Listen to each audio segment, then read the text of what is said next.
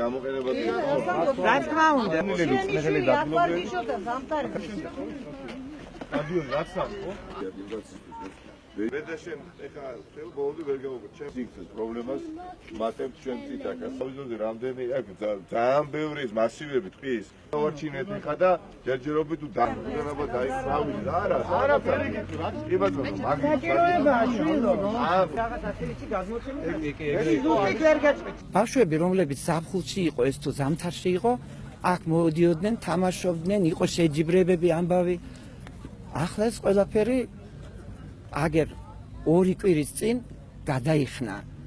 ეს ერთი გასართობი იყო აქ ნორმალური ახლოს ამ ტერიტორიაზე რომ ბავშვები მოვწყვიტო დროებით კომპიუტერს და ჰქონდეთ თავიანთი სტადიონი რაც იყო ის გვინდა რომ დაბრუნდეს. ტრადიციად აქცია დღევანდელმა ხელისუფლებამ სტადიონების გრევა და ამ სტადიონების ნაცვლად სახლების შენობობა.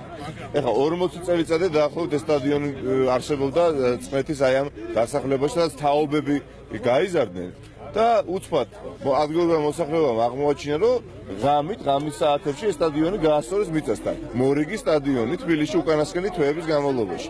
და არანაირი რეაგირება არც მერიისგან, არც ვაკის გამგეობისგან ფეხბურთის ფედერაციის პრეზიდენტზე საერთოდ საუბარიც აღარ ამაქვს. მით უფრო რომ აი აქვე ცხოვრობს მეორე სახლია ბატონი კობიაშვილის და ცხვირწინ სტადიონს უნგრევდა და არც ინტერესდება. ეს ადამიანი მოვიდა იმისთვის რომ უბრალოდ თავისი სახელი დააფიქსიროს ქართულ ფეხბურთში რომ მისი პრეზიდენტობის დროს სტადიონები დაინგრეს დედაქალაქში.